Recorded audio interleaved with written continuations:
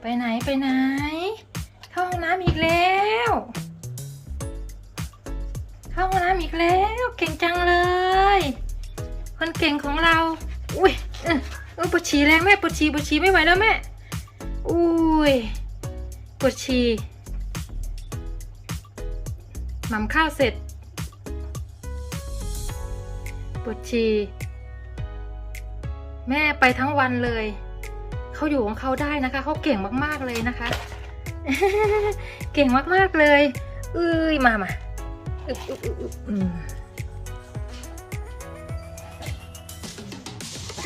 เดินต่อแล้ว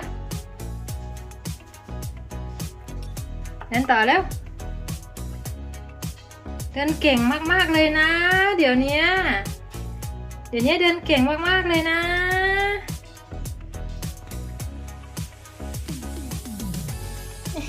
ดูท่าเดินของเขาสิเก่งมากๆเลยไม่ต้องรีบลูกช้าๆพี่เขายังกินข้าวกันอยู่เลยพอหนูอิ่มแล้วแม่ไปไหนมาไหนกลับมาเนี่ยนะคะ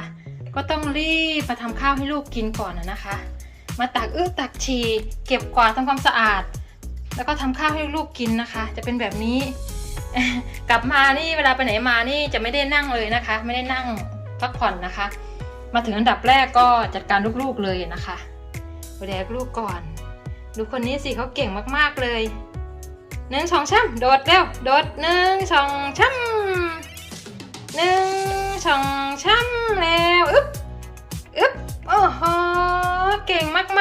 กๆเก่งที่สุดเลยเก่งที่สุดเลยลูกข้าวสวยเดินตามมา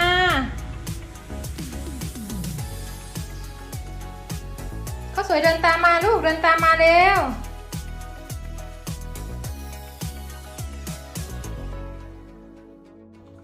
เดินตามมาลูกสวยเดินตามน้องมา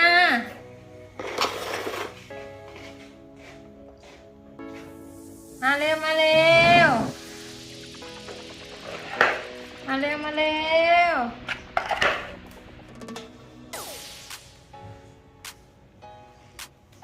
เก่งจริงๆเลยเด็กคนเนี้ย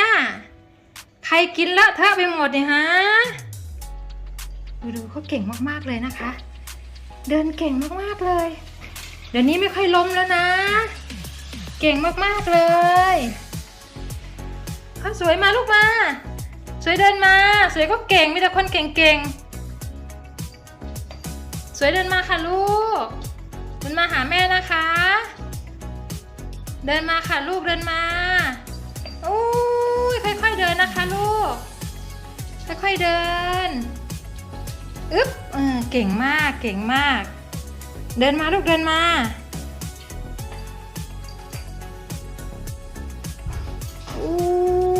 คนเก่งของแม่มาลูกมา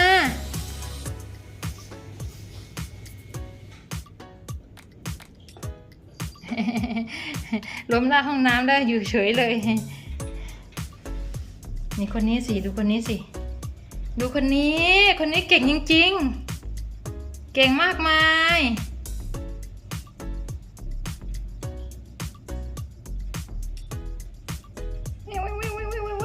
พี่มารีไปไหนลูกพี่มารีไปไหน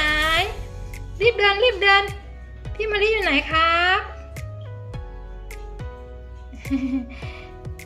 เก่งเดินได้เยอะมากเลยนะคะเดินได้ไกลมากเลยนะตั้งแต่หลังบ้านมาจนถึงหน้าบ้านเลยนะคะเนี่ยค่ะประตูหน้าบ้านนะเห็นไหมยายโชคนอนอยู่เก่งจริงๆเก่งมากๆรีบมากรีบจริงๆเลยกลัวใครแย่งเหรอลูกกลัวใครแย่งถึงเส้นชัยพี่ก็สวยไม่มาแย่งถึงเส้นชัยหรอกพี่ก็สวยอยู่ตรงนู้นแล้วไม่มาแล้วเก่งแล้วจบมือหน่อยครับตัวเริ่มยาวแล้วเนี่ยตัวเริ่มยาวหูเริ่มตั้งขาก็เริ่มยาวแล้ว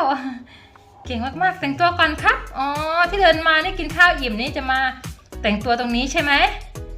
แต่งตัวไปนะคนเก่งนะครับลูกแต่งหล่อๆนะเดี๋ยวแม่จะได้ถ่ายคลิปให้ FC ได้ดูกันนะ ว่าแต่งตัวเสร็จแล้วหล่อขนาดไหนนะครับคลิปนี้จบเท่านี้ก่อนนะครับผมขอแต่งตัวก่อนครับผมขอบคุณทุกท่านที่ติดตามคลิปพวกหนูครับฝากกดไลค์กดแชร์กด Subscribe กด Subscribe ให้พวกหนูด้วยนะครับฝากด้วยโฆษณาด้วยนะครับผมขอบพระคุณครับสวัสดีครับบ๊ายบายครับบ๊ายบายก่อนเร็วบ๊ายบายบ๊ายบาย